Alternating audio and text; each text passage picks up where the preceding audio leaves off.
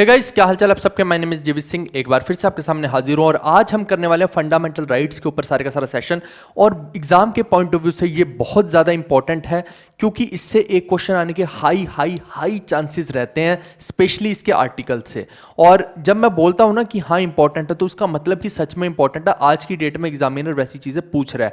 जब भी हम पढ़ाई करते हैं, देखिए इन वीडियो सेशंस का, ये जो आपने पेड कोर्स ले रखा है, इसका सबसे बड़ा फायदा यही है कि मैं साथ के साथ आपको बताते जा रहा हूँ कि इन चीज़ों को आप कीजिए पहले, इनको बाद में। और जहां भी मैंने बोल दिया कि इंपॉर्टेंट है, मतलब उसको तो चाट डालो, रट डालो, जो करना है कर डालो, लेकिन भूलेगा कुछ नहीं फैजल, ठीक है। सब कुछ याद रहना चाहिए फैजल तुम्हें सिंपल सी बात है। तो सिंपल है कि ये जो आज चीज़ें हम करने वाले हैं, वैसे तो कुछ ऐसा है नहीं कि आपके दिमाग में छपे ना, क्योंकि मैं बहुत सारा कोशिश करता हूँ कि चीज़ों को दिखा के, विजुअलाइजेशन के साथ या एग्जाम्पल्स के साथ या कहानियों के साथ आपको याद करवा दूं। तो ये भी आपको पूरे का पूरा याद हो जाएगा जब आप पूरी क्लास देख चुके होंगे ना, उसके बाद आपको इसकी इसेंस, इसका मतलब समझ में आएगा। तो आइए देखते हैं। अब आपने बहुत लोगों से हो सकता है पहले भी पढ़ा हो या किसी लाल पीली किताब को देखा हो, तो इतना मोनोटोनस तरीके से लोग करवाते हैं इसको या किताबों में डाला होता है। आज जब हम देखेंगे तो आपको बहुत इंटरेस्टिंग वे लगेगा। आइए देखते हैं एक एक करके। सबसे पहले तो आप देखिए, हम बात कर रहे हैं फंडामेंटल राइट्स के ऊपर। ये आपके जो है बहुत तगड़े वाली चीज़ है। अगर आपके पास फंडामेंटल राइट ना हो तो आज आप गुलामी की कगार पे रहेंगे, ठीक है। इसमें आर्टिकल कौन कौन से इन्वॉल्व है? 12 से लेके 35 आर्टिकल तक इन्वॉल्व है। और पार्ट अगर कोई पूछ ले तो ये हमने पहले भी पढ़ रखा है कि पार्ट कौन सा, इसका 3 है। जब मैंने बताया था पूरा का पूरा शेड्यूल्स, और वहाँ पे मैं याद करवा रहा था सबकी, इसमें ये है, इसमें ये है, और पार्ट्स पूरे के पूरे याद करवाए थे। याद कीजिए वो ट्रिक यू कैन वाली है ना, यू कैन फ्लाई कैन वाली। तो यहाँ पे देखिए सबसे पहले तो कि हमारे फंडामेंटल राइट्स है कितने। अब 6 है या 7 है। देखिए जो बच्चा 7 बोलता है कि 7 है तो वो गलत बोल रहा है। आज की डेट में 6 ही राइट है। क्यों है? क्योंकि एक राइट हुआ करता था पहले, राइट टू प्रॉपर्टी वाला, उसको अब रिमूव कर दिया गया। उस पर अभी आएंगे, लेकिन सबसे पहले देखिए पहला राइट है राइट टू इक्वालिटी, दूसरा है राइट टू फ्रीडम, तीसरा है राइट अगेंस्ट एक्सप्लॉयटेशन, चौथा है right to freedom of religion, और पांचवा है कल्चरल एंड एजुकेशनल राइट्स, और छठवां है राइट टू कॉन्स्टिट्यूशनल रेमेडीज। ये सबसे इंपॉर्टेंट है, 50 बार इससे क्वेश्चन एग्जाम के अंदर पूछा गया। अब आप सोच रहे होंगे कि क्या हम ये ऐसे ही पढ़ने वाले? जी नहीं, एक एक के ऊपर पूरा बाय पार्ट एनालिसिस कर देंगे। इसीलिए तो मैंने ये सारी की सारी वीडियोस बना रखी हैं कि एक एक चीज को मैं बाय पार्ट एनालिसिस करके बता रहा हूं कि एक बार पढ़ना पड़े और उसके बाद काम तमाम। आपको मैं क्यों थोड़ा सा डिटेल में पढ़ा रहा हूं चीजें, क्यों 2-4 चीजें एक्स्ट्रा बता के जा रहा हूं? क्योंकि देखिए प्री के लेवल तक तो ये सब चीजें नॉर्मल चीजें जो हैं कि सीधा सीधा रट लिया, इसमें ये ठीक है। लेकिन आज की डेट में हम देख रहे हैं कि जीएस का स्तर जो है, लेवल है, वो बढ़ता जा रहा है। जब आप मेंस के एग्जाम में जाते हैं तो वहां पे क्या होता है कि क्वेश्चन मल्टीपल चॉइसेस वाले ऐसे आते हैं कि बताओ ए उत्तर सही है, ए और बी सही है, ए बी सी सही है, या ए बी सी डी सही है। ऐसे केस में क्या होता है कि डीप नॉलेज आपको चाहिए होती है, और डीप नॉलेज के लिए ही हम सारी की सारी चीजों की बाय पार्ट एनालिसिस कर रहे हैं। ये सबसे मेन गोल है इस पूरे के पूरे सेशंस का कि बाय पार्ट एनालिसिस करके हम चीजों को समझ रहे हैं। आइए अब सबसे पहले देखते हैं कि अगर आपसे कोई पूछ ले कि मैग्ना कार्टा पूरे के पूरे संविधान का क्या है। मैग्ना कार्टा एक तरह से होता है कि सुप्रीम चार्टर, सबसे बड़ा चार्टर, यानी कि एक तरह से इसको ये समझ लीजिए कि सबसे मेन महत्वपूर्ण पार्ट एक तरह से, है ना। तो ये कौन सा है हमारे संविधान का? ये है हमारे मौलिक अधिकार, जो फंडामेंटल राइट्स हैं, ठीक है, संवैधानिक अधिकार। अब यहाँ पे देखिए कि कंसेप्ट जो है ये हमने कहाँ से लिया है? यूएस बिल ऑफ राइट्स से हमने लिया है, ठीक है। Concept has been taken from the US bill of rights. अब ये ध्यान रखना, ये राइट्स का मतलब वो ठीक वाला राइट नहीं, राइट मतलब आपका अधिकार, ठीक है। अब जो फंडामेंटल राइट्स हैं, इनको जो है दे आर नेम्ड सो, इनका कारण क्या है कि इनको ये नाम फंडामेंटल राइट्स क्यों दिया गया है? क्योंकि ये आपको ना गारंटी दे रहे हैं कि अगर आप भारत देश के अंदर रह रहे हैं तो आपको देखिए प्रोटेक्शन फील होनी चाहिए, आपको एक वो फील होना चाहिए कि हाँ मेरे को आज़ादी है। अगर आपको यही फील नहीं हो रहा कि आप इस देश में आज़ाद हैं, आपको एजुकेशन का अधिकार है, आप भी आगे ग्रो कर सकते हैं, ऐसा तो है नहीं कि आपकी टांग पकड़ी हो किसी ने। आज भी देखिए बहुत सारे लोग बड़ी बड़ी कंपनीज बना रहे हैं, तो वो जो है एक फील और फिर उसका एग्जीक्यूशन, वो अगर आपके अंदर नहीं आएगा तो फिर आप गुलामी की कगार पे हैं। लेकिन ऐसा हमारा संविधान नहीं है, उसमें हमें पूरा फंडामेंटल राइट्स, ये सारी की सारी फंडामेंटल चीज़ें जो है हमें दे रखें, जो रोज़मर्रा की चीज़ें हमारे लिए बहुत ज़्यादा ज़रूरी हैं, ठीक है। चाहे वो इंटेलेक्चुअल हो, मॉरल हो या स्पिरिचुअल हो, हर एंगल से ये कवर्ड है। अब इसके आगे देखते हैं कि क्यों मैंने बोला था कि पहले 7 हुआ करते थे फंडामेंटल राइट्स, लेकिन अब 6 ही रह गए हैं। एक जो फंडामेंटल राइट है, राइट टू प्रॉपर्टी, उसका मतलब था कि आपको अधिकार है कि आप प्रॉपर्टी को खरीद सकते हैं, बेच सकते हैं, पूरा कंप्लीट राइट है ये। लेकिन अब क्या है कि इसको आप ले एक तरह से समझिए कि मौलिक अधिकार, फंडामेंटल राइट ये अब आपका नहीं है, राइट टू प्रॉपर्टी। अब आप सोचेंगे कि अगर ऐसा कर दिया गया है, इसको फंडामेंटल राइट से हटा दिया गया है, तो क्या हम अपने ही देश में रह के प्रॉपर्टी को खरीद नहीं सकते, बेच नहीं सकते? जी नहीं, ऐसा बिल्कुल भी नहीं है। एक्चुअली में क्या है कि गवर्नमेंट को इस राइट के होते हुए, फंडामेंटल राइट अगर ये था राइट टू प्रॉपर्टी, तो बहुत सारी दिक्कतें आ रही थी। जैसा कि एग्जाम्पल के तौर पर मान लेते हैं कि ये एक व्यक्ति है, मान लीजिए अंबानी साहब हैं, ठीक है, कोई भी बड़े व्यक्ति, बड़े बिजनेसमैन है, कोई भी बड़े बिजनेसमैन ए हैं, कोई भी हो, ठीक है, तो ये क्या करते हैं, ये मान लो कि पूरे की पूरी एक स्टेट को ही खरीद लें, इनके पास इतने पैसे हैं, फिर क्या हो जाएगा, अगर ये पूरी की पूरी स्टेट को खरीद लेंगे तो सारा कुछ क्या हो गया, इनके अंडर हो गया एक तरह से, तो इनकी मर्जी के बिना तो पत्ता भी नहीं स्टेट में हिल सकता। एक एग्जांपल के तौर पे मैं बता रहा हूं आपको ये चीज। तो ऐसे कंडीशन में क्या होगा, ये अगर इनके ऊपर कोई कोर्ट केस करेगा कि भैया तुम तो पूरी स्टेट खरीद ही नहीं सकते हो ऐसे, तो ये जाएंगे कोर्ट के अंदर भी और वहां पे भी बोलेंगे ये तो फंडामेंटल राइट, और फंडामेंटल राइट को हनन अगर हुआ तो वो तो कॉन्स्टिट्यूशन को हनन हुआ, तो धीरे धीरे करके ये तो सारी स्टेट्स को खरीद लेंगे। एग्जाम्पल के तौर पर अमीरों की बात करूं तो चंद अमीर लोग जो हैं वो तो पूरे देश को खरीद लेंगे, फिर देश हमारा कैसे रहा। एक एग्जाम्पल के तौर पे ये मैंने बात बताई। दूसरी मैं बताता हूं, कई बार क्या होता है कि जो प्रॉपर्टी है, मान लीजिए कि ये कोई भी आदमी है, बी आदमी, इसने एक प्रॉपर्टी खरीद रखी है, ये पूरे का पूरा एरिया में इसने एक प्रॉपर्टी खरीद रखी है। अब मान लीजिए कि गवर्नमेंट क्या चाहती है कि यहां से एक रेल लाइन निकाली जाए, क्योंकि यहां के लोगों को बहुत ज्यादा समस्या हो रही है, तो इस प्रॉपर्टी के थ्रू वो रेल लाइन निकलनी थी, क्योंकि अगल बगल ऐसा रास्ता ही नहीं है कोई कि जहां से वो निकाली जा सके। अगल बगल मान लीजिए कि बहुत ज्यादा लोगों का रहन सहन है, वहां पे बहुत सारे लोग रह रहे हैं, तो उनके घर के बीच में से तो निकालेंगे नहीं। तो ये आदमी का, इन्होंने देखा कि ये आदमी के खेत पड़ रहे हैं, एग्जांपल के तौर पे यहाँ पे इस आदमी के खेत पड़ रहे हैं, तो गवर्नमेंट ने चाहा कि इस खेत के बीच में से रेल लाइन निकालते हैं। ऐसा हुआ है, हमारे खुद के गांव में ऐसा हो रखा है, ठीक है। तो गवर्नमेंट ने क्या किया, इसको बोला कि भैया ऐसा है कि तुम अपना ये खेत का ये पार्ट हमें बेच दो, यहां से रेल लाइन निकलेगी। अब ये अड़ गया, ये बोलता है कि भैया ये तो मेरा फंडामेंटल राइट है प्रॉपर्टी को होल्ड करना, ये मेरी प्रॉपर्टी है, मैं आपको गवर्नमेंट को अलाउ नहीं करता कि ये प्रॉपर्टी को आप लो। लेकिन यहां पे क्या है, गवर्नमेंट देखती कि वेलफेयर किसका, बहुत huge mass number of people का वेलफेयर है इसके बीच में, और इधर उधर से अगर निकालेंगे तो क्या है, वहां पे कॉलोनियां हैं, तो कॉलोनियों के बीच में से रेल लाइन निकालने का वैसे भी सेंस नहीं बैठता है, तो वहां पे बहुत सारे लोगों को नुकसान होगा अगर निकाला जाएगा। जबकि इसके खेत में से निकाला जाएगा तो एक छोटे पोर्शन को नुकसान है। तो फिर क्या है कि ये कोर्ट में चला जाता है बंदा, ये बोलेगा कि भैया ये तो मेरा फंडामेंटल राइट है, तुम मेरा खेत नहीं ले सकते। अब गवर्नमेंट इस केस में हार जाएगी, क्योंकि फंडामेंटल राइट का हनन हो नहीं सकता किसी भी कीमत पे। तो ऐसे में क्या है, ऐसी बहुत सारी समस्याएं आ रही थी डेवलपमेंट के तौर पे, क्योंकि आप देखिए उस टाइम पे हमारा देश डेवलप कर रहा था, 1978 के आसपास की बात है ये। तो इस वजह से गवर्नमेंट को ये कदम उठाना पड़ा, क्योंकि लोग इसका बहुत ज्यादा मिसयूज कर रहे थे। जब भी आप देखिए किसी भी राइट्स के लिए या किसी भी संवैधानिक चीज के लिए गवर्नमेंट ने हमेशा एक प्रोविजन रखा हुआ है कि हमारे पास अधिकार रहेगा पार्लियामेंट के पास कि इसके अंदर अमेंडमेंट की जा सकती है। क्यों होता है, क्योंकि ऐसे लोग लूप होल का फायदा उठा उठा के फिर बहुत बड़ी समस्याएं खड़ी कर देते हैं। ऐसे में क्या हुआ कि गवर्नमेंट ने निकाला एक 44th कॉन्स्टिट्यूशनल अमेंडमेंट की। ये अक्सर एग्जाम के अंदर बहुत ज्यादा पूछा जाता है कि कौन सी अमेंडमेंट में ऐसा हुआ था कि राइट टू प्रॉपर्टी जो है वो फंडामेंटल राइट नहीं रहा था, वो क्या बन गया था, एक कौन सा है, तो वो राइट, कौन सा राइट बन गया था, लीगल राइट बन गया। अब ये कानूनी अधिकार है आपका, मौलिक अधिकार आप इसको मत बोलिए, फंडामेंटल राइट मत बोलिए। आप ले सकते हैं प्रॉपर्टी, लेकिन अगर गवर्नमेंट को वहां पे जरूरत हुई उसको एक्वायर करने की, तो वो आपको एक लमसम अमाउंट देके उसको एक्वायर करेगी, जो भी गवर्नमेंट के रेट्स होते हैं। और गवर्नमेंट के रेट्स मार्केट रेट से बहुत कम होते हैं, ये भी ध्यान रखना। मार्केट में यूं उछाल होता है रेट्स का, लेकिन गवर्नमेंट के रेट उससे कहीं कम होते हैं। लोग रजिस्ट्री भी क्या करवाते हैं, उसी रेट्स पे करवाते हैं, गवर्नमेंट के रेट्स पे ध्यान देना इस चीज को। बट मार्केट में तो बहुत ज्यादा अमाउंट की बिकती है, 1 करोड़ की प्रॉपर्टी है जो मार्केट में, वही गवर्नमेंट के रेट पे 7-8 लाख की होती है। तो ये बड़ी समस्या है, इसीलिए लोग फिर अपनी प्रॉपर्टी को गवर्नमेंट को देना पसंद नहीं करते हैं। ये एक दिक्कत है सबसे बड़ी। तो इस वजह से अब ये जो है 1978 में हुआ था, ये आपको ध्यान रखना है। कौन सी अमेंडमेंट है ये, 44th कॉन्स्टिट्यूशनल अमेंडमेंट है, ये ध्यान रखनी है। एंड में हम पढ़ेंगे कॉन्स्टिट्यूशनल अमेंडमेंट्स भी, लेकिन साथ के साथ पढ़ते रहेंगे तो ज्यादा याद रहेगी, नहीं तो फिर आगे तो इतना भूल जाओगे। एक right to property was repealed and now 6 fundamental rights remain. और ये अब कौन सा राइट बन गया है, राइट टू प्रॉपर्टी जो है ये एक लीगल राइट बन गया है, ये आपको ध्यान रखना है। अब देखिए, following are the articles related to the fundamental rights. इसके आर्टिकल्स कहां से 12 से 35 तक हैं, तो हम मेन जो इसके आर्टिकल आ सकते हैं एग्जाम में वो सब कवर कर लेते हैं। आर्टिकल 12 के अंदर तो देखिए डेफिनेशन ऑफ द स्टेट है, ठीक है। और आर्टिकल 13 के अंदर क्या है, law inconsistent with the part 3 और फंडामेंटल राइट्स, यानी कि फंडामेंटल राइट्स के रिगार्डिंग जो लॉज हैं वो इसके अंदर कवर किए गए हैं। अब इसको बहुत ज़्यादा डिटेल में कवर करने का कोई मतलब नहीं, जिसको कवर करेंगे समझना है उसको हम कवर जरूर करेंगे।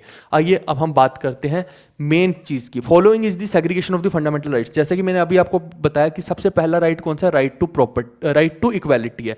अभी समझा के आया मैं, ये देखिए ना आप, यहाँ पे मैंने ये सारे राइट्स बताए थे। तो पहला राइट अभी हम कर रहे हैं राइट टू इक्वालिटी का। अब इसके अंदर आर्टिकल कहाँ से कहाँ तक है, 14 से लेके 18 तक इसके अंदर आर्टिकल हैं। अब जो आर्टिकल 14 है वो इसके अंदर क्या बोलता है, equality before law and equal protection of laws. अब इसका मतलब क्या है, इसका मतलब है कि अगर आप देखिए कानून की नज़र में आप चाहे एक अमीर हैं, चाहे आप गरीब हैं, चाहे आप मेल हैं, चाहे आप फीमेल हैं, आप समान हैं। कानून कभी भी ये नहीं देखेगा कि ये अमीर है तो इसको सज़ा कम देते हैं, ये गरीब है तो इसको सज़ा ज़्यादा देते हैं। इक्वालिटी हमेशा रहेगी लॉ की नज़र में, कानून की नज़र में आपके लिए, ठीक है, क्योंकि आप भारत के सिटीजन हैं तो आपके लिए ये रहेगी। यानी कि ये अधिकार जो है हमारा संविधान हमें दे रहा है। फिर आर्टिकल 15 क्या बोलता है, ये है provision of discrimination on grounds of religion, race, caste, sex और प्लेस ऑफ बर्थ। आप देखिए कि अक्सर ऐसा होता है कि रिलीजन के नाम पे कि भैया तेरा धर्म ये है तो हम तेरे को यहाँ नौकरी नहीं देंगे, तेरा ये धर्म है तो तुझे वहाँ नहीं नौकरी मिलेगी, तुम ये नहीं कर सकते, तुम वो नहीं। एक तो ये हो गया। ऐसे ही सेक्स की बात है तो कि विमेन है, जैसे अब लेडीज़ को बोलेंगे कि भैया तुम्हें नहीं यहाँ पे रखेंगे, तुम तो लेडीज़ हो, है ना, ऐसे उनको तुच्छ समझ लिया जैसे, तो वो चीज़ गलत है। ऐसे ही ये समझ लिया कि भैया तुम अगर बिहार से हो, कई बार लोग ऐसे आप देखिए कि जाते हैं ना जब दूसरी जगह पे, तो आप किसी छोटी जगह से आते हैं या किसी उतनी ऐसी जगह से आते हैं जहाँ पे इतनी डेवलपमेंट नहीं अभी हो रखी, तो आप उससे जैसे कहीं बड़ी में जाएंगे, मुंबई में जाएंगे, तो वो आपको ना थोड़ा सा कई बार ऐसे आप फील करेंगे कि ऐसे अजीब सी निगाहों से देखने लग जाएंगे। अब क्या है कि अपनी गाँव वाली भाषा और वहाँ पर वो हाई क्लास लेवल की भाषा, तो वो थोड़ा सा आपको हीन भावना फील करवाने की कोशिश करेंगे, तो उसको बोलते हैं डिस्क्रिमिनेशन ऑन प्लेस ऑफ एक तरह से बर्थ। तो ये सब जो चीज़ें हैं ये प्रोहिबिट हैं, ये नहीं करवाई जा सकती हैं, आपको फील ऐसे, तो ये बोलता है आर्टिकल 15। अब आर्टिकल 16 क्या बोलता है, ये बोलता है equality of opportunity in matters of public employment. जब भी नौकरी की बात होती है, जैसे अब आप एसएससी का फॉर्म भर रहे हैं एग्जाम्पल के तौर पे, या रेलवे का फॉर्म भर रहे हैं, ठीक है, तो कोई भी फॉर्म भर रहे हैं, यूपीएससी का फॉर्म भर रहे हैं, तो जब भी आप फॉर्म भरते हैं क्या आपसे वो ये बोलता है कि क्योंकि आपका धर्म ये है या आप इस जगह से हैं या फिर आपका सेक्स ये है तो आप इस फॉर्म को नहीं भर सकते? ऐसा तो नहीं है। क्या पूरे के पूरे देश के लोग इन फॉर्म्स को भर सकते हैं? भर सकते हैं ना। इससे क्या लगती है, नौकरी लगती है। कहने का मतलब कि इक्वालिटी इन अपॉर्चुनिटी, यानी जितने भी अवसर आएंगे ना नौकरियों के, वो सबके लिए समान है, चाहे वो गरीब है, चाहे वो अमीर है, चाहे छोटा है, चाहे बड़ा है। हाँ, मेडिकल स्टैंडर्ड्स वगैरह वो तो एक अलग बात होगी, वो एक क्राइटेरिया डिस्क्रिमिनेशन वाला नहीं है, ठीक है। इक्वालिटी इसके अंदर भी है। और अगर आप फीमेल हैं तो ऐसा नहीं आपको कोई बोल सकता कि आप फीमेल है तो आपको हम नहीं लेंगे। आप देखिए कि जब हम नॉर्थ में देखते हैं तो नॉर्थ में एग्जांपल के तौर पे देखिए कि ऑटो रिक्शा वाली लेडीज कितनी की देखेंगी, कोई रेयर केस में दिख जाएगी आपको। लेकिन वहीं पे आप साउथ की तरफ जाना शुरू करेंगे, एमपी या एमपी से नीचे की तरफ जाना शुरू करेंगे, तो वहां पे आप देखेंगे कि बहुत सारी लेडीज हैं जो ऑटो रिक्शा भी चलाती हैं, कंडक्टर भी हैं, है ना। तो वहां पे क्या है कि साउथ में ये चीज़, अब लोगों का दिमाग इस चीज़ में खुल गया है, वो इतना नहीं सोचते। वो सोचते हैं this is just a job and we are doing it for, मतलब कि नर्चरिंग आवर चिल्ड्रन, है ना, अपनी आजीविका कमा रहे हैं, इसमें क्या समस्या है, कोई भी काम कर सकता है। लेकिन वहीं पर इस चीज़ में अगर हम नॉर्थ में देखें, है ना, तो वहाँ पे थोड़ा सा लोग उस चीज़ को उतना अच्छे से कैजुअली नहीं लेंगे। ऐसे ही दोनों जगह पे समान असमान बहुत सारी ऐसी चीज़ें हैं कि जो साउथ में अच्छी नहीं है वो नॉर्थ में आपको देखने को मिलेंगी, है ना। तो अलग अलग चीज़ें हैं, ऐसे एक इनका मिक्सचर बनता है, तभी तो भारत एक ज़बरदस्त देश बनता है ना। फिर आर्टिकल 17 की बात करते हैं तो ये बोलता है एबोलिशन ऑफ अनटचेबिलिटी। पहले क्या होता था, देखिए कि इसको मत छुओ, ये तो अछूत है ना, इसको छुआ तो तुम्हारा धर्म भ्रष्ट हो जाएगा, तुम्हें भगवान ये सजा देगा, वो सजा देगा, है ना। या फिर किसी ने किसी चीज़ को हाथ लगा दिया तो आप उसको हाथ ही नहीं लगा रहे, अरे भैया ये तो अछूत है, इस चीज़ को अब हम नहीं, इसको तो त्याग देंगे, इसको तो हाथ ही नहीं लगाएंगे, है ना। तो ऐसा, और या फिर पता नहीं कितनी बार 10 बार नहाएंगे कि अरे भैया मल के नहा लो, इसने हमें हाथ लगा दिया। ये पहले ज़माने में हुआ करता था, आज की डेट में ऐसा बिल्कुल भी अलाउेबल नहीं है, ठीक है। तो इस प्रैक्टिस को प्रोहिबिट किया गया हमारे संविधान में। फिर आर्टिकल 18 क्या बोलता है, abolition of titles except military and academic titles. अब देखो कि पहले लोग क्या लगा लिया करते थे, हम तो ठाकुर हैं, हम तो जाट हैं, हम गुज्जर हैं, है ना। तो ऐसे लोग इस तरह के टाइटल खुद को देके बैठे हुए थे। या फिर बड़े बड़े राजा महाराजा, हम की फैमिली से कोई, तो हम तो राजा लोग हैं भाई, है ना, हम तो शहंशाह लोग हैं। तो ये जो बड़े बड़े लोग टाइटल्स देते हैं, या तो अपनी कम्युनिटी को उठा के टाइटल दे देंगे, या फिर कोई अपना राजसी रॉयल्टी को उठा के टाइटल दे देंगे। ये जितने भी टाइटल थे ना, आते ही पहले गवर्नमेंट ने इनको खत्म किया कि लोग बड़े बड़े जो टाइटल खुद को दे रहे हैं और खुद को एक अलग दिखा रहे हैं ना सोसाइटी में, ये उचित नहीं है। देखिए, कोई भी इसको पर्सनली मत ले, क्योंकि ये जो चीज़ हम पढ़ रहे हैं रियल ग्राउंड्स के ऊपर कैसी चीज़ें हैं वैसे पढ़ रहे हैं। आप अपनी सोच को छोटा रखेंगे ना, तो फिर मेरे को बहुत ज़्यादा कंस्ट्रेंट रहेगा बोलने में, फिर मैं खुल के आपको चीज़ें नहीं बता पाऊंगा। इस वजह से कभी भी किसी चीज़ को पर्सनल लेवल पे नहीं लेके जाना है, हमेशा चीज़ों को होलिस्टिक वे में सोचना है कि क्या ये सोसाइटी के लिए सही है या नहीं। न्यूट्रल होकर जब सोचेंगे तो आप कैसे बच्चे बनेंगे यूपीएससी वाले। अगर आप एक पक्षपाती व्यक्ति बनने के कगार पे सोचेंगे तो वो एसएससी या आरआरबी के ही बच्चे रह जाओगे आप। यानी कहने का मतलब है कि ये क्यों मैं बोल रहा हूँ एसएससी आरआरबी के, क्योंकि यहाँ के बच्चे जो हैं वो इतना खुल के उनको बताया ही नहीं जाता, कोई टीचर बताता ही नहीं है। अगर बताएंगे ही नहीं तो उनका दिमाग खुलेगा कैसे। लेकिन यूपीएससी में एक एक चीज़ की उधेड़ बुन करके बता दी जाती है। जब आप यूपीएससी की चीज़ें पढ़ते हैं तो आपको समझ आता है कि ये क्या चल रहा है बकवास समाज के अंदर, ये क्या फालतू की बात कर रहे हैं। लेकिन यहाँ पे बच्चों को नहीं बताया जाता, इसीलिए हमारा टारगेट है कि यहाँ भी आपको एक एक चीज़ की उधेड़ बुन करके मैं बताऊँ। तो यहाँ पे टाइटल फिर मिलिट्री में कैसे, जैसे आपको एग्जाम्पल के तौर पर बताता हूँ, जैसे आप पहले टाइटल हुआ करते थे, सिपा सालार का टाइटल स्लेव डायनेस्टी के अंदर किसी ने लिया था, याद करो किसने लिया था, आप मेरे को बताएंगे, ठीक है। और ऐसे ही एक टाइटल खान बहादुर खान, ये इस तरह के है ना, शेर बहादुर, ऐसे टाइटल ये मिलिट्री वाले की कोई बड़ा कारनामा कोई मिलिट्री में करके है तो उसको दिया जा सकता है टाइटल। वहीं पे अगर एकेडमिक्स की बात करते हैं कि कोई, देखिए एक तो लड़ने झगड़ने में है ना, फिजिकल में किसी ने बड़ा काम किया, या फिर एकेडमिक में दिमागी तौर पे किसी ने बड़ा किया। जैसे हम बोलते हैं Kalidas is the Shakespeare of India, तो ये क्या है, एक टाइटल दे दिया हमने कालिदास को, है ना। आप किसी को बोल दी कि he is the Einstein of India, तो आप एक टाइटल दे रहे हैं। तो किसी को टाइटल दिया जा सकता है एकेडमिक्स के तौर पे कि हाँ ये विद्वान व्यक्ति है, इसको हम दे सकते हैं। तो ये बोलता है आर्टिकल 18। बाकी सब टाइटल्स की एबोल्यूशन। ये मेरे को लगता है कि पूरा का पूरा स्लाइड आपको याद हो गया। अगर सब आर्टिकल आपकी टिप्स पे हैं, मुझे नहीं लगता कि कोई समस्या आपको इसके अंदर होगी। आइए अब हम सेकंड अपना करते हैं, वो है राइट टू फ्रीडम। फ्रीडम का सिंपल सा मतलब है आज़ादी, ठीक है, स्वतंत्रता। तो यहाँ पे देखिए हमारे संविधान में साफ साफ लिखा है कि हमें स्वतंत्र रहने की आज़ादी, हम किसी का गुलाम नहीं है यहाँ पे। अब गुलामी भी अलग अलग तरह की होती है ना, वो भी हम जब देखेंगे तो समझ आएगा। आर्टिकल जो है 19 से 22 इसको डिफाइन करता है। अब इसके अंदर क्या है, protection of 6 rights regarding freedom. Freedom के अंदर भी 6 तरह के राइट हैं फर्दर। पहला क्या है, freedom of speech and expression. क्या आप अपनी बात को बोल नहीं सकते? क्या आपका किसी भी मुद्दे को लेके कोई पॉइंट ऑफ व्यू है तो वो आपका पर्सनल ओपिनियन है, पर्सनल राय है। आपको कोई ये नहीं बोल सकता कि भाई तुम ये मत बोलो हमारे देश के अंदर रह के। आप, हो सकता है गवर्नमेंट ने कोई पॉलिसी बनाई, तो क्या आप गवर्नमेंट की पॉलिसी के अगेंस्ट नहीं बोल सकते? बोल सकते हैं, ठीक है। किसान बिल आए तो क्या लोगों ने अपनी बात नहीं रखी, अब उसके बारे में नहीं बोला? अब ऐसे ही देखिए कि कोई भी नया बिल आता है तो क्या उसकी आलोचना नहीं होती? आलोचक है ना।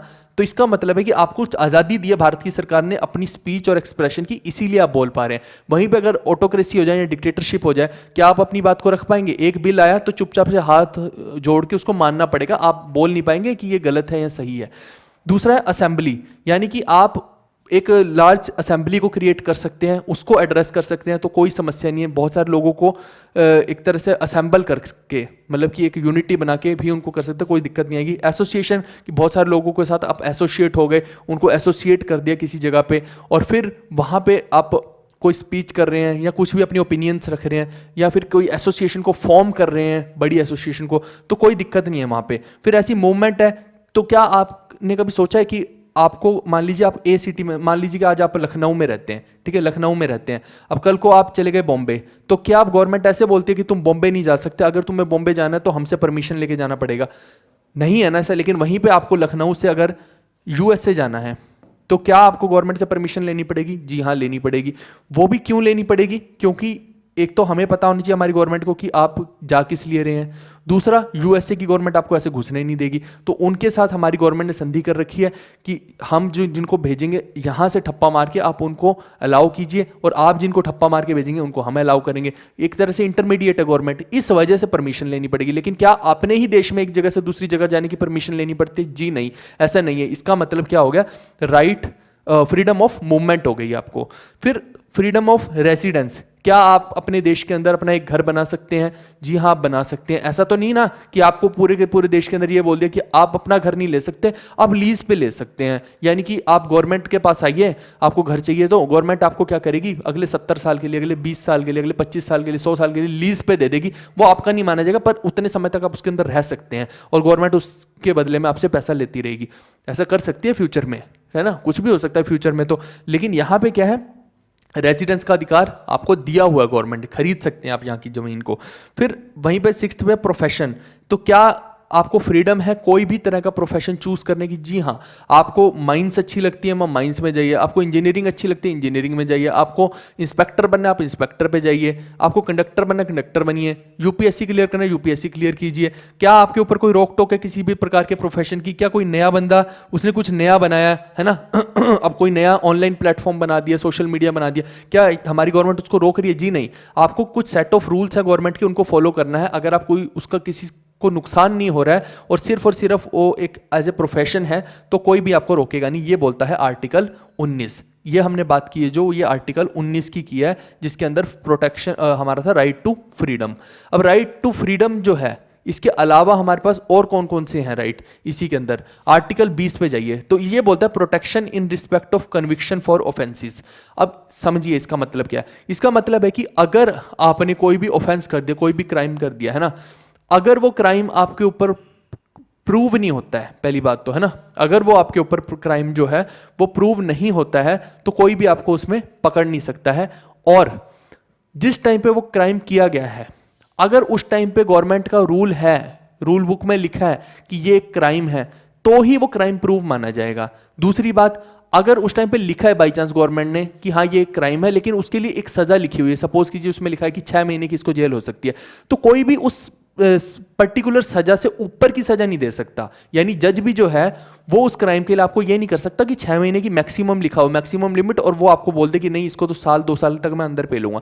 ऐसा नहीं कर सकता आपके साथ, वो मैक्सिमम लिमिट से ऊपर नहीं जा सकता, नीचे जा सकता है। लेकिन तो वही आर्टिकल 20 हमें बताता है कि हमें जो है किसी भी ऑफेंस से बचना, प्रोटेक्शन मतलब कि वहां पे हम एक तरह से प्रोटेक्टेड हैं, हमें कोई जबरदस्ती नहीं, उसके अंदर धक्के से हमारे ऊपर थोप नहीं सकता वो क्राइम। ठीक है, इसके आगे आर्टिकल 21 क्या बोलता है? Protection of life and personal liberty. अब देखिए कि जीने का अधिकार, कभी भी कोई भी इमरजेंसी लग जाए तो life of, protection of life and personal liberty तो चलो फिर अलग बात होगी, लेकिन प्रोटेक्शन ऑफ लाइफ हमेशा आपके पास रहता है। ठीक है, जीने का अधिकार हमेशा आपके पास रहेगा। जीने के अधिकार को कोई आपसे किसी भी इमरजेंसी की कंडीशन में भी छीन नहीं सकता है। और यहाँ पे देखिए साथ में पर्सनल लिबर्टी है। क्या आपको किसी भी प्रकार से कोई रोक रहा है कुछ करने के लिए? अगर आप कोई ऑफेंस या कोई क्राइम नहीं कर रहे हैं तो आप कुछ भी कर सकते हैं। आपको जब जहाँ पे जो करना है, आप देखिए हमारे देश में लोग रोड के साइड में खड़े होकर सुसु कर देते हैं, है ना, तो आप देखिए कि जबकि ये कोई अच्छी चीज़ तो है नहीं है, लेकिन देखिए उसके लिए भी कोई नहीं रोक रहा है। लोग कहीं भी कूड़ा करकट फैला देते हैं, उसके लिए भी कोई नहीं रोक रहा है। क्या आपको, आपके ऊपर फोर्स बनाई जा रही है इसमें कि नहीं तुम झाड़ू लगाओ यहाँ पे, तुम यहाँ पे कचरा नहीं घेर सकते हो? नहीं हो रहा ना, बहुत सारी जगह पे कर रहे हैं ना। अब धीरे धीरे लोगों को अच्छा सिविल सिटीजन बना रहे हैं, अच्छा सिविलियन बना रहे हैं। मोदी जी खुद झाड़ू लगा लगा के दिखा रहे हैं, तो वही वाली चीज़ है।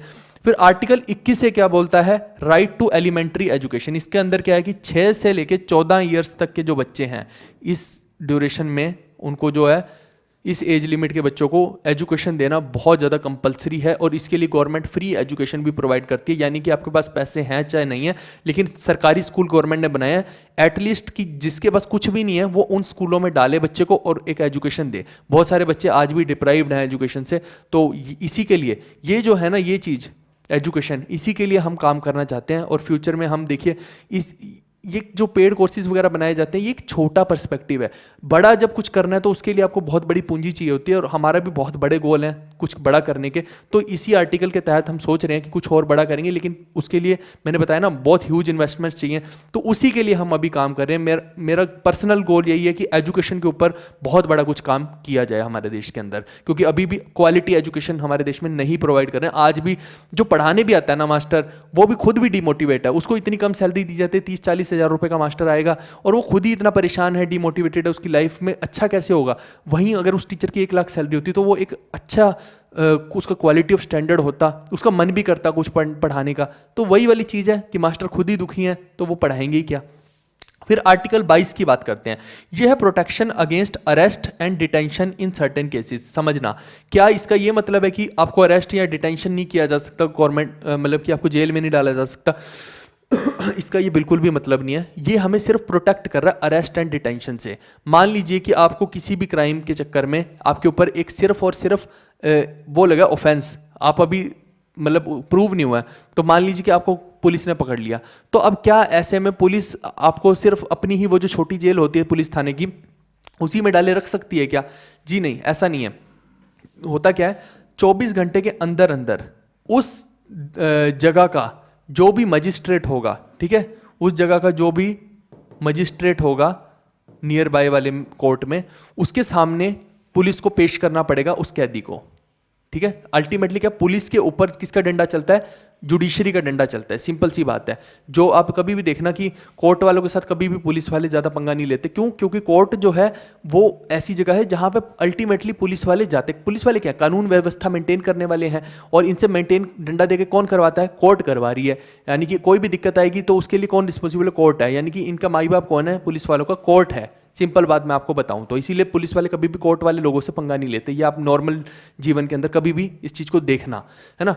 अब यहां पे क्या है कि मजिस्ट्रेट के सामने 24 घंटे के अंदर उस व्यक्ति को पेश करना पड़ेगा, पहली चीज। और दूसरी चीज, क्या वो अपना लॉयर हायर कर सकता है? जी हाँ। आप उसको, पुलिस वाले हैं तो ये फोर्स नहीं कर सकते कि भैया तुम अपना लॉयर हायर नहीं कर सकते हो। वो बंदे के पास पूरा राइट है कि वो अपना लॉयर हायर कर सकता है। इन्हीं दोनों चीजों को, कंडीशंस को क्या बोला गया? Protection against arrest and detention in certain cases. तो ये आपको याद हो गया होगा, पूरे का पूरा 19 से लेके 22 आर्टिकल तक भी मैंने आपको क्लियर कट समझा दिया है। अब हम आगे चलते हैं तीसरे नंबर पे, जो है राइट अगेंस्ट एक्सप्लॉयटेशन। आप देखिए कि हमारे देश के अंदर बहुत जगह पे ऐसा होता है कि एक्सप्लॉइट हो रहे हैं लोग। आप समझें, आपको लगेगा शायद आप अगर बहुत ही अच्छे जीवन जी रहे हैं, अच्छी जगह पे रह रहे हैं, फिर तो आपको कुछ नहीं लगेगा। लेकिन जब आप रियल ग्राउंड्स पे आते हैं तो आपको दिखेगा। जैसे कि एग्जांपल के तौर पर मैं बताता हूँ, आर्टिकल 23 और 24 इसको बताता है। आर्टिकल 23 में लिखा है prohibition of traffic in human beings and forced labour.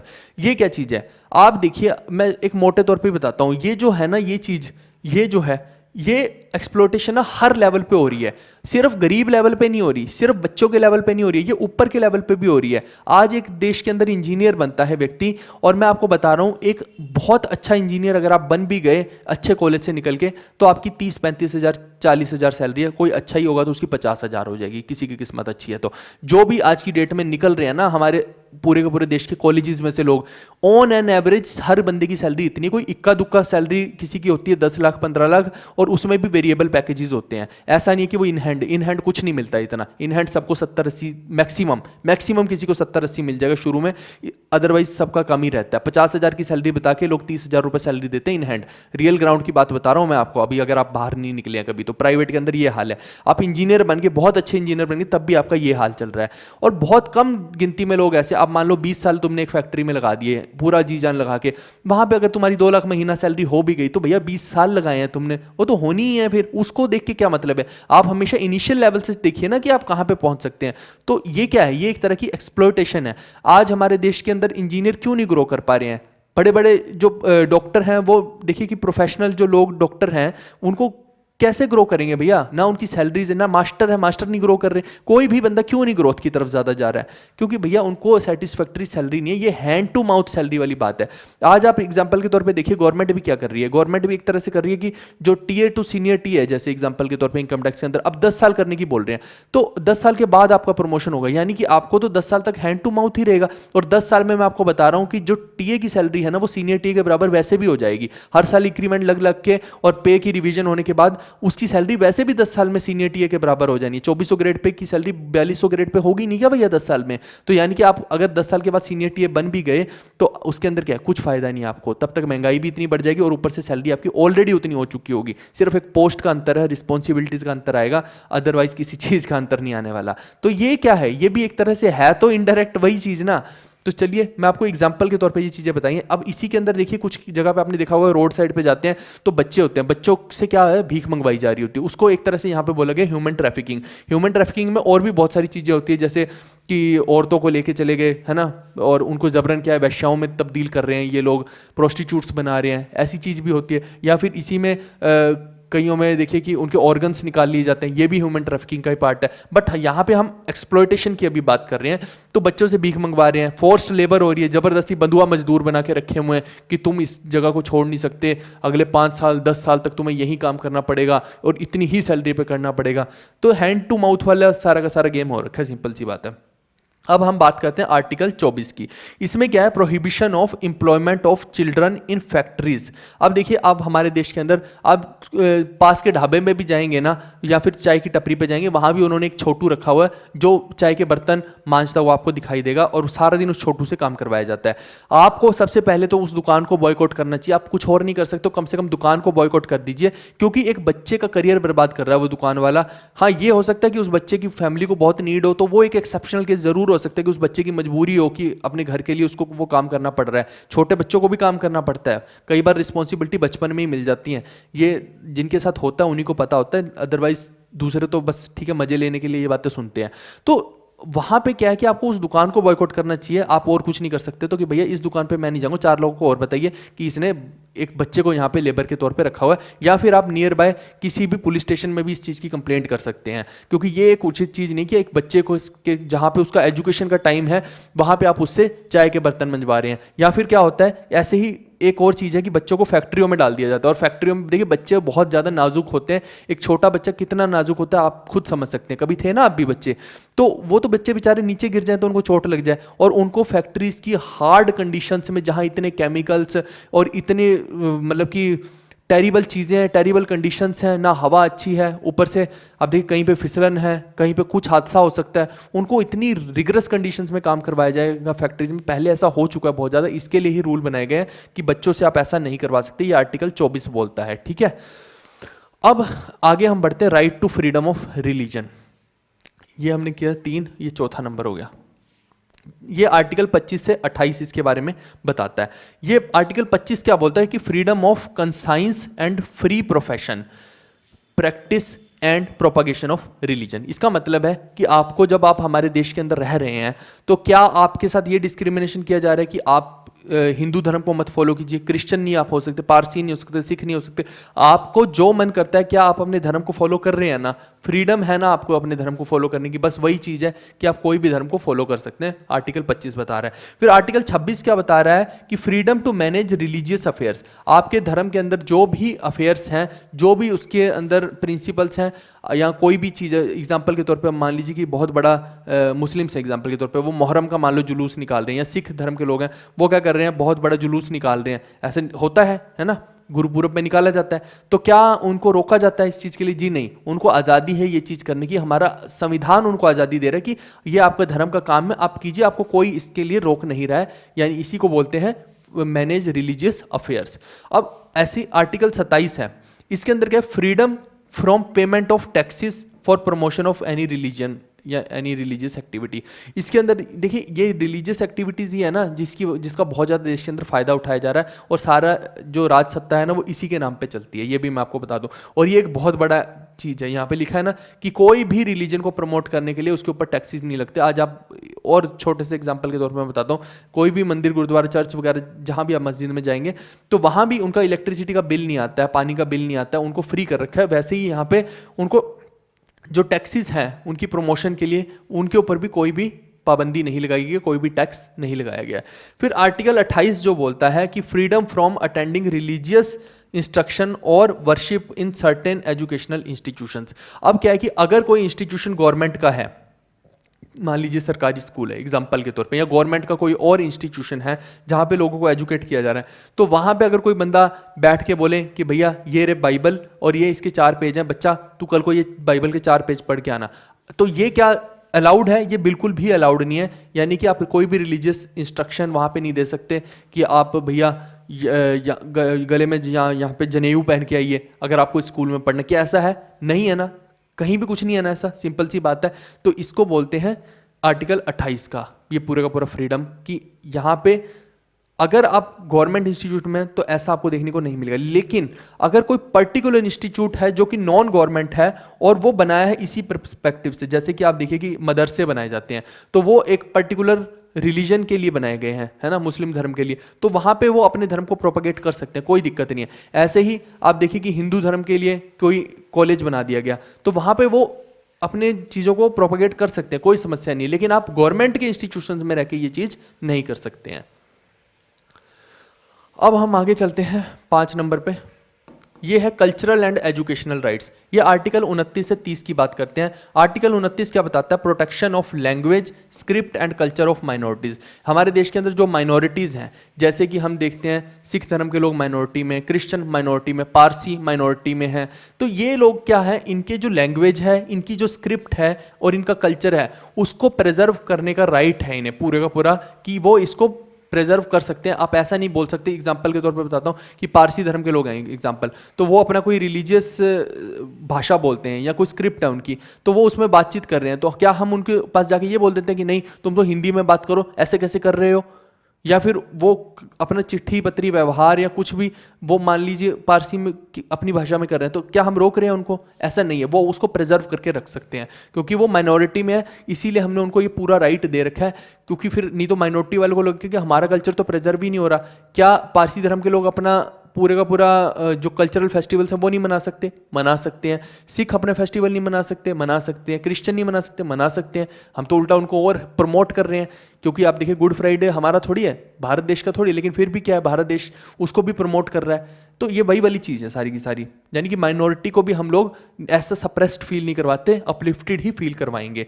Article 30 क्या बताता है? Right of minorities to establish and administer educational institutions. अब इसका मतलब आर्टिकल 30 का क्या है कि जो माइनॉरिटीज़ हैं वो क्या कर सकते हैं, वो अपने हिसाब से जो उनके लिए प्रेफरेबल है ऐसे एजुकेशनल इंस्टीट्यूशन भी बना सकते हैं। मैंने जैसे बताया ना कि बहुत सारे लोग हैं, जैसे आपने इस देश में सुने होंगे बहुत सारे क्रिश्चियन स्कूल सुने होंगे। अक्सर बचपन में हमें भी लोग बोलते थे कि अगर बच्चे को इंग्लिश सिखानी है तो क्रिश्चियन स्कूल में डाल दो, वहाँ बहुत बढ़िया सिखाते हैं। तो क्रिश्चियन मिशनरीज ने आप देखिए मोस्टली हमारे देश के अंदर बहुत सारे स्कूल खोल रखे हैं इंग्लिश के नाम पे, कि हाँ हम यहाँ पे बहुत बढ़िया इंग्लिश सिखाते हैं, और उनकी इंग्लिश होती भी अच्छी है। बाकी की चीज़ें देखिए और भी बहुत सारी ऐसी लीगल एक्टिविटीज़ निकल के आती हैं, अब उनके बारे में मैं डिस्कस नहीं कर रहा हूँ। तो यहाँ पे क्या है, उनको हमारे संविधान ने ये राइट दे रखा है कि वो अपने एजुकेशनल इंस्टीट्यूशंस बना सकते हैं। फिर आर्टिकल 32 की बात करें तो ये सबसे बड़ा heart and soul of the constitution है, यानी कि यही असली आत्मा है हमारे पूरे के पूरे कॉन्स्टिट्यूशन की। स्पेशली क्यों है आप सोचेंगे तो इसका ये बोलता है कि right to constitutional remedies, right to constitutional remedies. ये मतलब क्या है इसका, अगर मैंने लिख दिया राइट टू कॉन्स्टिट्यूशनल रेमेडीज, और क्यों है ये आत्मा, जबकि हम फंडामेंटल राइट्स को मैग्ना कार्टा ऑफ कॉन्स्टिट्यूशन बोल रहे हैं, और जो राइट टू एजुकेशनल रेमेडी है इसको हम हार्ट एंड सोल बोल रहे हैं। इसका कारण है कि अगर आपके फंडामेंटल राइट्स को कोई हैम्पर करता है, जितने भी अभी तक हमने फंडामेंटल राइट पढ़े हैं, ठीक है, ये जो है ये एक तरह से क्या है, 6 नंबर पॉइंट है, राइट टू कॉन्स्टिट्यूशनल रेमेडीज, ठीक है। ये जो है अगर आपके जितने भी अभी तक आपने राइट्स पढ़े हैं उनको कोई हैम्पर करने की कोशिश करता है या आपको परेशान करता है, उनका हनन करता है, तो आप उठा के उस बंदे को कहाँ लेके जा सकते हैं, कोर्ट के दरवाजे तक लेके जा सकते हैं कि भैया इस व्यक्ति ने मेरे इस राइट का हनन किया है, इस फंडामेंटल राइट का हनन किया है। इसीलिए मैंने बोला था कि जो एजुकेशन कह रहा हूँ, राइट टू प्रॉपर्टी है, उसको इसीलिए हटाया गया है क्योंकि वहाँ पे भी ऐसे केसेस बढ़ते ही जा रहे थे, क्योंकि गवर्नमेंट को डेवलपमेंट में बहुत दिक्कत हो रही थी। लोग बार बार सुप्रीम कोर्ट पहुंच जाते थे, किसकी दुहाई देके, राइट टू कॉन्स्टिट्यूशनल रेमेडी की दुहाई देके। इस वजह से, और ये आर्टिकल बहुत इंपॉर्टेंट है, ये अक्सर एग्जाम में 50 बार एसएससी के अंदर, रेलवे के अंदर बार बार पूछा जा चुका है, इसको आप रट लीजिए। आर्टिकल 32 जो है राइट टू कॉन्स्टिट्यूशनल रेमेडीज है, ठीक है जी। और इसी के तहत क्या होता है कि right to move to the supreme court for the enforcement of the fundamental rights including the writs. तो ऐसे में ही 5 इस प्रकार की रिट्स आती हैं सामने, तो हबीस कॉर्पस, मैंडामस प्रोहिबिशन, सर्टियोरेरी और क्यूओ वारंटो। अब आप सोच रहे हो कि मैं यहीं पढ़ाऊंगा, जी नहीं, इनको हम यहाँ नहीं पढ़ेंगे, इनको हम कहाँ पढ़ेंगे, इनको हम जब जुडिशरी पढ़ेंगे ना तो उसके अंदर पढ़ेंगे। और ये सारी की सारी रिट्स जो होती हैं बहुत इंपॉर्टेंट होती हैं, इनसे भी क्वेश्चन अक्सर एग्जाम के अंदर देखने को मिलते हैं। ये बहुत इंपॉर्टेंट पार्ट है रिट्स का, लेकिन इसको पढ़ेंगे हम कहाँ पे जाके, जुडिशरी में, ठीक है जी। हो गया खत्म या पढ़ा अभी? अच्छा पढ़ा है। अच्छा एक चीज और देखिए, आर्टिकल 33 जो है इसके अंदर वो क्या है, power of parliament to modify the fundamental rights. अब देखिए आर्टिकल्स तो बन गए, फंडामेंटल राइट भी बन गए, लेकिन अगर गवर्नमेंट के पास पावर नहीं रहेगी उनको बदलाव करने की, तो फिर कभी उनका मिसयूज हो रहा होगा या कोई लूप होल है उनके अंदर, उसको ठीक कैसे किया जाएगा।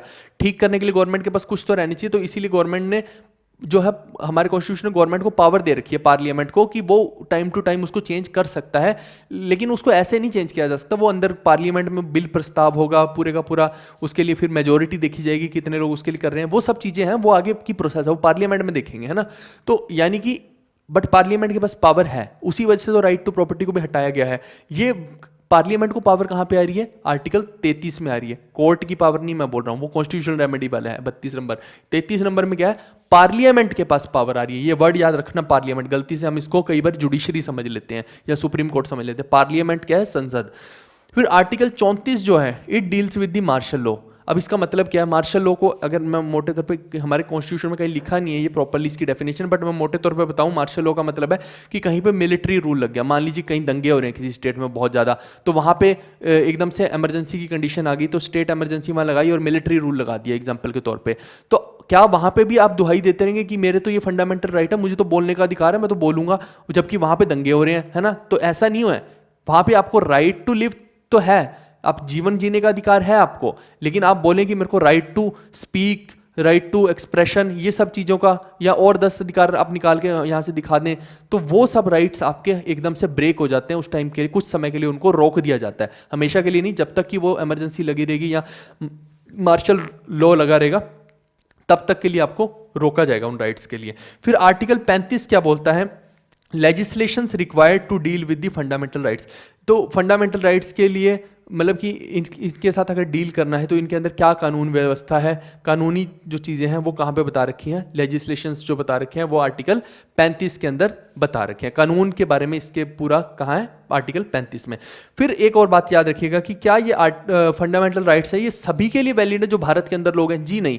जो भारत के निवासी हैं उनके लिए ये वैलिड है, लेकिन जो भारत के निवासी नहीं है उनके लिए नहीं है। जब हमने सिटीजनशिप पढ़ा था कुछ समय पहले ही, तो उसके अंदर भी मैंने ये चीज़ बताई थी। मैंने एक बताया था आपको 15, 16, 19, 29 और 30, ये जो आर्टिकल्स हैं, इसके अंदर जो भी इंफॉर्मेशन लिखी है वो केवल और केवल भारत के सिटीजन्स के लिए है, एलियंस के लिए नहीं है। एलियन वो नहीं कि जो ऊपर से आएंगे, यानी किसी दूसरे देश के लोग हमारे भारत में आएंगे, उनके लिए ऐसा नहीं है। तो फंडामेंटल राइट्स है, मैंने उस टाइम भी बताया था आपको कि ये मेनली क्या है? फंडामेंटल राइट्स है। तो फंडामेंटल राइट्स में ही इसको पढ़ेंगे। तो ये जो फंडामेंटल राइट्स है 15 नंबर वाला, 16, 19, 29 एंड 30, अभी मैं सारे पढ़ा के आया हूँ, तो अपने हिसाब से कॉपी पे लिख लेना आप कि 15, 16, 19, 29 और 30 क्या क्या बताते हैं। ठीक है, ये आपका काम है, एक छोटा सा टास्क है। तो ये जो है ये सिर्फ और सिर्फ सिटीजन्स के लिए है, लेकिन अगर कोई विदेशी भारत के अंदर आ रहा है तो कुछ फंडामेंटल राइट्स उसको भी मिलते हैं, जैसे कि राइट टू लिव है। क्या विदेशी अगर भारत के अंदर आ गया, उसको क्या आते ही हमने यूं खंजर घोंप दिया कि तू आ कैसे गया, तेरे को जीने का अधिकार नहीं है, मार दो इसको? ऐसा तो नहीं करते ना हम। उसको आते ही यही बोलते हैं ना, वो अतिथि देवो भव बोलते हैं ना, उसको जीने का अधिकार तो है कि नहीं है? कुछ लोग नीच इतने भी हैं कि वो फॉरेनर से जो 50 रुपए वाली चीज़ है उसको 500 रुपए बता के ठग रहे होते हैं, ऐसे नीच भी लोग हैं।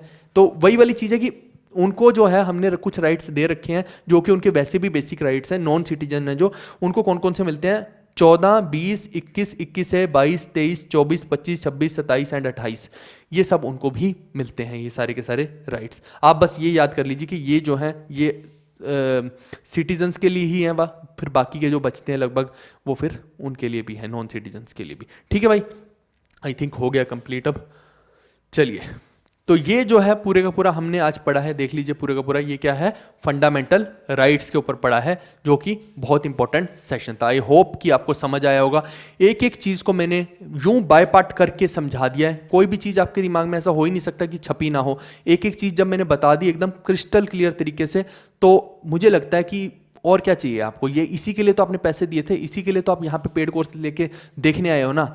तो वो मैंने आप देखिए कि एग्जाम्पल्स, कहानियाँ, colourful notes, mind mapping, pictures, सब चीज़ों का जोर लगा के इस्तेमाल करके ये बनाया है। ये चीज़ें बनाना इतना आसान नहीं होता है। इसको बनाने में जो मेहनत लगी है ना, आप पूछिए मत कि रात रात भर मेरे लगे हैं।